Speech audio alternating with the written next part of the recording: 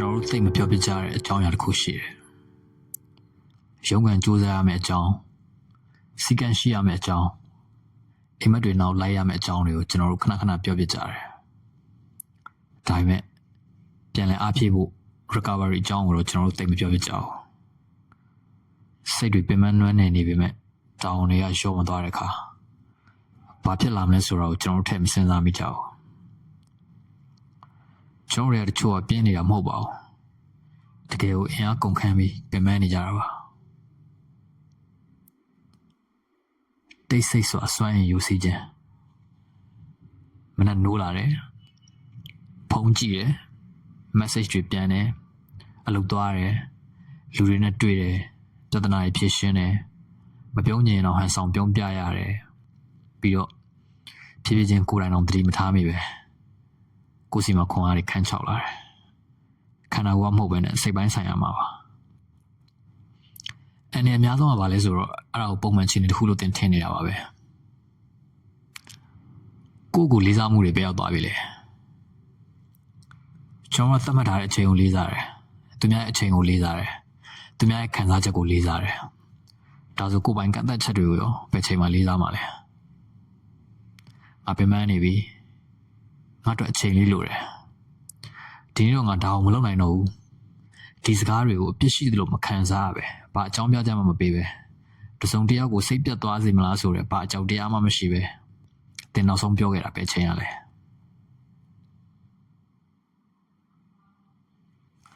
ကိုကိုလေးစားတယ်ဆိုတာအတန်ကြကြနဲ့ကြင်ညာနေကြမလို့ပါဘူးတိတ်ဆိတ်ငြိမ်သက်တဲ့နယ်နိမိတ်စီးတွေထားတော့ပဲလို့တာပါအမှန်တရားကိုအားပြန်မဖြစ်ဘူးဆိုရင်ဘဝအတင်းကိုအတင်းကြပ်ကြပ်တန်ခိုင်းပါလိမ့်မယ်ဘန်းတော့ဖြစ်တယ်ဆိုတာဂုံစရာကိစ္စတစ်ခုမဟုတ်ပါဘူးအဲ့ဒါအတိပေးချက်တစ်ခုပါတင်းခန္ဓာကိုအရင်ဆုံးတိုးတိုးလေးသတိပေးလိမ့်မယ်ပြီးရင်ညှဉ်းညူလာမယ်အဲ့နောက်မှာတော့ပြိုလဲသွားလိမ့်မယ်အများစုကတော့အဲ့တိုးတိုးလေးသတိပေးတဲ့အတိုင်းကိုလစ်လျူရှုတတ်ကြတာဘာလို့လဲဆိုတော့သူများအမြင်မှာအားနေတဲ့သူတို့အထင်မခံခြင်းလို့လေဒါမဲ့တေချာနားထောင်ပါအနားယူတာအားနေချက်မဟုတ်ဘူးကိုလစ်လျူရှုတာကမှအားနေချက်အစ်စ်ပါ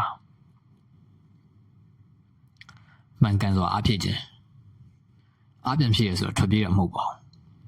ဘူးကိုပြန်လဲချိတ်ဆက်တာပါတနေ့ကိုတစ်နာရီလောက် notification တွေပိတ်ထားလိုက်နည်းနည်းစောစောအိပ်ဒီတစ်ပတ်မှာဟင်းအင်းလို့တစ်ခါတော့ညင်းကြည့်ဘူးအချင်းမပါပဲဖုံးမပုတ်ပဲတယောက်တည်းထိုင်ကြည့်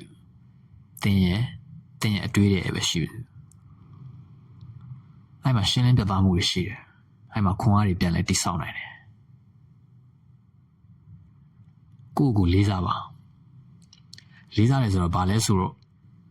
ကိုယ့်ရဲ့နေမိတ်တွေကိုလူတိုင်းကိုလိုက်ရှင်းပြမနေတာမျိုးတခြားသူတွေကိုအဆင်ပြေစေဖို့အတွက်ကိုယ့်ရဲ့ငြိမ်းချမ်းမှုကိုစတိမခံတာမျိုးပါတင်စွမ်းရည်တွေကိုကာကွယ်လိုက်လို့တယောက်ယောက်ကစိတ်ဆိုးသွားခဲ့မယ်ဆိုရင်အဲ့ဒါတင်သတိထားမယ်အချက်လက်တစ်ခုပါပဲတင်မှာပြစ်ရှိရလို့ခံစားဖို့မလိုပါဘူးနောက်ဆုံးသတင်းစကားအမြဆဲယူတရုံမဟုတ်ဘူးကရိယာတစားပလာတစ်ခုမဟုတ်ဘူး24နာရီ9ရက်ပတ်လုံးလူတိုင်းအတွက်အသင့်ရှိနေပေးဘူးမလို့ဘဝအသင့်ကိုအတင်းကျပ်ရက်တက်မခိုင်းခင်ကိုအားပြန်ဖြည့်ပါ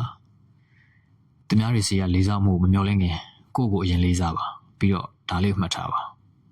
တင်ကလည်းရေးပါတယ်သူတယောက်ပါတင်စွမ်းရည်ကိုကြီးဆိုင်ပါဘာလို့လဲဆိုတော့အဲ့စွမ်းရည်ကိုကုန်ခန်းသွားတဲ့အခါအရာအလုံးကလေးလံသွားလို့ပါပဲဒီတစ်ပတ်မှာတော့တင်မလောက်တန်းမှာကြောင်းတက်တည်ပြအောင်မကြိုးစားပါနဲ့တင်ရဲ့ခွန်အားတွေကိုကာဝယ်ဆောင်ရှောက်ပါ